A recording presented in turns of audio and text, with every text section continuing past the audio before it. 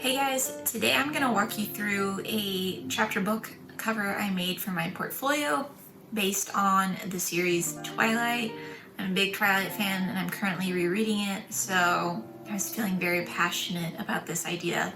And I'm going to talk about how I tried this same book cover 6 months ago and had to ditch it because it was really ugly and I just wasn't having fun. And then now that I've come back to it, I was able to make something I'm really proud of and I think shows a lot of improvement and is a great portfolio piece. So let's jump into it.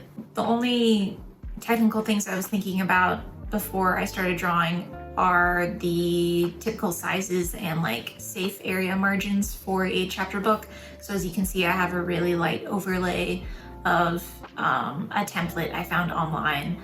I don't think it needs to be super accurate because again, this is just for fun. But something to get into the practice of when you are getting client projects is to know what areas you need to cover. So I made sure to grab a template that would have fold over areas so that if and when I choose to make a fake 3D mock-up in Blender, I can fold the edges over and it doesn't just like end exactly at the top because that would look weird. Originally, I was going to do portraits of the entire Cullen family, but that was playing into a bad habit I have of not drawing humans past their necks, and that's because it's really hard. So as I have said in so many videos, I'm trying to get better at humans this year, and the only way I'm going to do that is if I draw entire human bodies.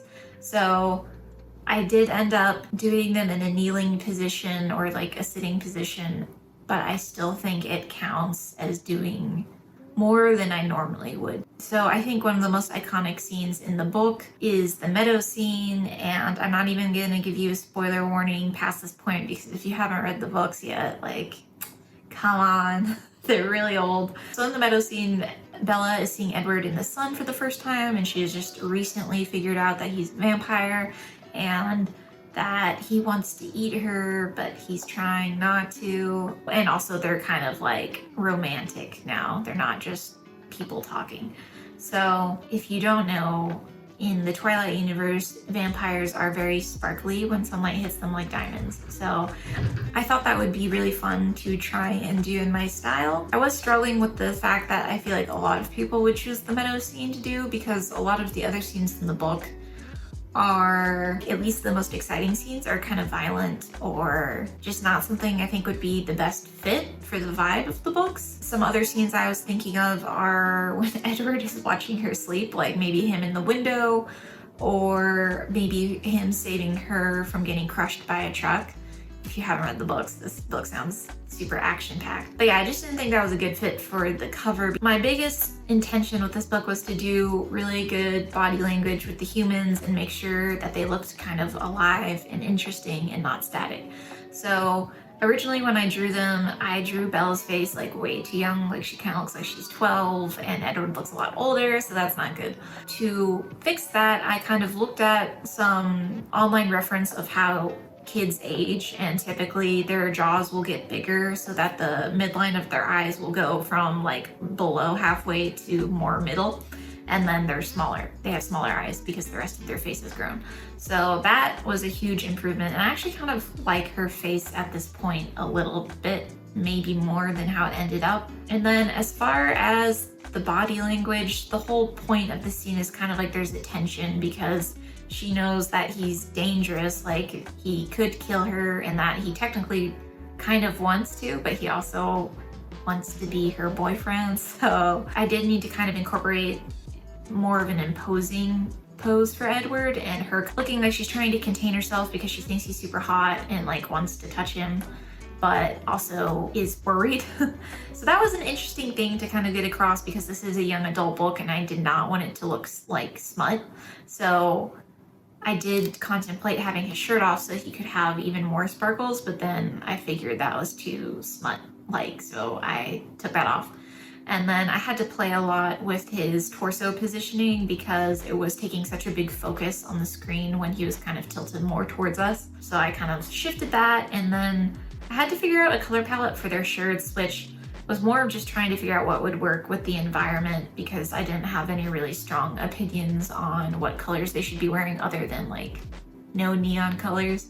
So I ended up going with kind of a similar color palette to the environment, which I feel like that was the move, but I did contemplate orange or red colors for them, but it just didn't really feel like their personalities. And you can see that as I was drawing, I did shift their positions a lot more inwards. They kind of make a triangle, which is a more dynamic shape.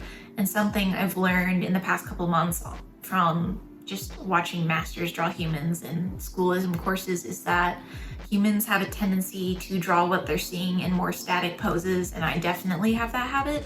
So I tried to exaggerate what I'm thinking because it'll probably end up closer to a good pose as opposed to like looking crazy, at least for me. The reason why dynamic poses are important is because our brain perceives it as more alive, because you're rarely just going to see a perfectly still living thing. It's always probably going to be a little bit in motion. So that's been really helpful for me to think about when I'm drawing poses. And it's definitely, I have to do it over and over for one piece, but that's okay because I'm trying to get better, and I think I did improve after this piece finished. As far as their designs, I'm also really happy with the fact that they don't look generic. I think in my original drawing, they kind of just looked like mushy humans, to be honest. I think it's important to have unique features on your faces that you might recognize in someone that you see in real life, because that makes it more believable. I mean, for Edward, I just needed him to look tired and dead, but have a really nice defined profile because he's supposed to be attractive, and I think that's attractive. And for Bella, I just knew dark brown hair, kind of plain, but also pretty, and just needed her to be really blushy and look alive compared to Edward. So that was mostly shown in the color palettes for their skin. She has a lot of peaches and warm colors, and then Edward, I used a lot of purple and green undertones. I tried to avoid using any gray because I think that would have made him unappealing to look at. Something I really made sure to do, because of the intention I had to really work on my humans, is anytime I didn't know exactly how something should look in real life, I looked up a reference of it. So for example, with his hairline, I was just drawing his sideburns touching his hair. I was drawing the back of his hair like curl up to the bottom of his ear, and that's not actually what your hair does if you look it up. So I did that a lot for hair, for the profile. I looked up clothes, I looked up how they folded, because in my head I do know how clothes fold, but just getting real life reference helped me put extra emphasis in different areas I wouldn't think about, like the back of his shirt, for example, or the ruffles of her cuff of her shirt. And I definitely think I need to work on clothes in general, but I think they did what they needed to do. And I threw in a little Easter egg of her Vans because those are one of my favorite pairs of shoes and I wear them almost every day. So putting little pieces of myself into art is always really fun. And then as far as the environment, it's supposed to be in a really lush forest in the PNW, so I just made sure to look up a lot of references. It was more of a strategic thing to use the plants to frame them up and also make room for the text. The forest, I definitely wanted it to look like they were kind of outside of it with sun shining on them, so to push that in the distance, I used cooler colors and had less contrast in the environment to make sure that it wasn't pulling too much focus. I'm really happy with how the background turned out because it looks foggy and kind of mysterious, but it's also inviting. And also these are some of my favorite colors. And I think, especially with the fog, that's an idea I got from some realistic 3D work I was making for work. I am making a bamboo forest, and there's something called volumetrics, which is basically how the light plays on air particles. And when things get further away from you, like you can look for this in real life, when you're looking super far off in the distance, things tend to look a little bit more faded and bluer, and that's just because of how the air is playing with the light in the atmosphere. So that's why I did that at the top of the trees, and it is also going to help make it easier to make the title text legible because there's less contrast, and I do end up darkening it later on. But yeah, just a fun tip. And then for the grass, I actually did the color palette backwards. So originally I had the lightest colors closest to the viewer, and then it got darker as it got closer to them. But once I added the sunlight, that didn't make sense. So I ended up switching it so the cooler, darker grass was closer to us, and then the bright yellow, green grass was closer to them, and then it kind of makes it look like you're spying on them and you're in the scene. And also it's better for the legibility of white text if I can have a darker background under it as opposed to the lighter yellow grass. I could have done a better job on the plants, and it's something I struggle with because I really like having nature in my illustrations, but I do not like drawing a lot of individual plants. But because it's supposed to be close up to you, I felt like it needed to be detailed so it looks like you're in it. So that's just something I struggle with, but honestly, if someone was like, I'm gonna pay you a ton of money to draw plants, I would do it, so it's fine. And I just made sure to look up some different kinds of weeds, because if you're in a meadow, you're not gonna just have one type of grass and a few flowers, you're gonna have all kinds of different species. So I think I could have tried a little harder, but it's not the focus of the cover, and I'm happy with how it turned out, and that is what is most important. So I really didn't like this cover up until I added the lighting to Edward and Bella, because I felt like they just looked really pasted on and flat. So I really like how adding the shadows to them and then deciding the light source helped them pop. So I chose to do kind of like a sunset peeking through the trees to the right and then shining on them, specifically because I needed the light to be shining on Edward so he could be reflecting back. As far as choosing the colors for everything, outside of doing colors to create depth, it kind of just comes to me. I think colors are one of my stronger points. Like I don't need to think about it too hard, it'll just happen.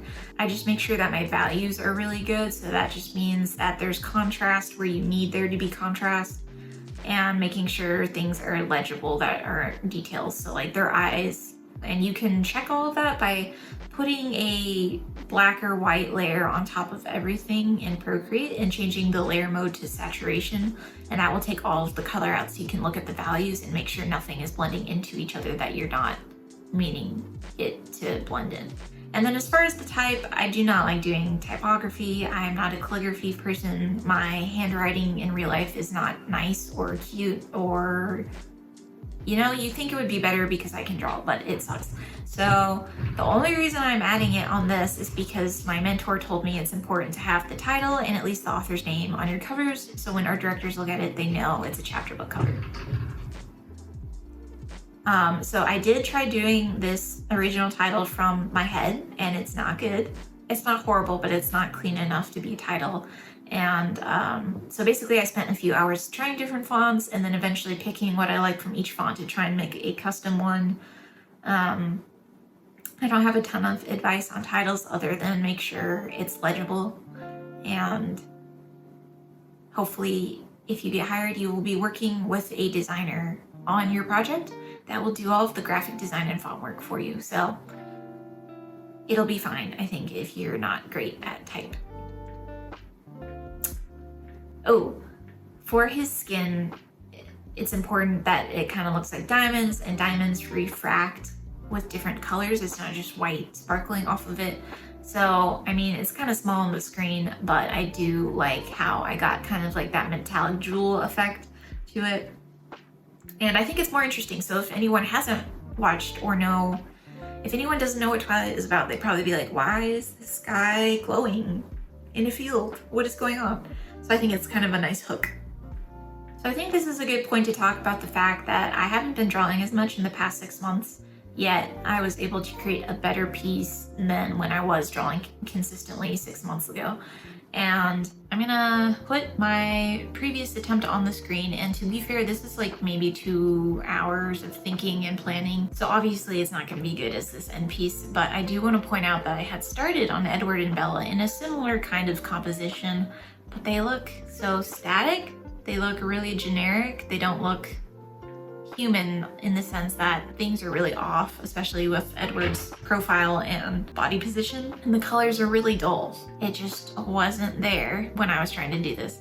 And then I took 6 months off and I came back to it because I'm rereading the series. I thought it would be a good time to start drawing the characters while they're fresh in my mind, and I know the intricacies of the story. And this is like the exact same idea, it just came out a lot better, and that's because I think I was getting a little bit burnt out and I had other things I wanted to use my creativity for, like 3D work, crocheting, making YouTube videos, reading, and chilling out in general. Even though I took those 6 months off, I made something really good after. I didn't lose any of my drawing ability. This is all to say it's not a bad thing to ditch an idea for a little bit, but as I've said in past videos, I do think it's a really good idea to finish your ideas, even if that means starting over, because then you can eventually overcome the challenges, figure out what you like, what you don't like, and that's going to help you make your style. And you'll never know if something's going to turn out awesome if you don't finish it. So overall, I think this is a lot better than the actual book cover of Twilight, if I do say so myself. And I don't even feel like it's bragging, because it's literally just a photo of hands with an apple. It's not an artist's work, or at least an illustrator's work, so I don't feel like I'm being mean. Eventually, I do kind of want to make a 3D mock-up with this in Blender, where you model the book, which would be pretty fast, and then you add the cover on a 3D slipcover, and then you can take photos of it and make it look like it actually exists. I don't know if I'm going to do that anytime soon, because I kind of need a break from this, because it took 24 hours, which is pretty long for me, but that's fine. Making more realistic humans is a struggle and deserves more time. But yeah, please let me know if this was helpful. Time lapses tend to be my worst performing videos, so I'm trying to find a way that is either more entertaining or interesting for you guys. So please let me know in the comments, and happy to answer any questions. But I hope you guys got something out of this, and I will talk to you guys next time.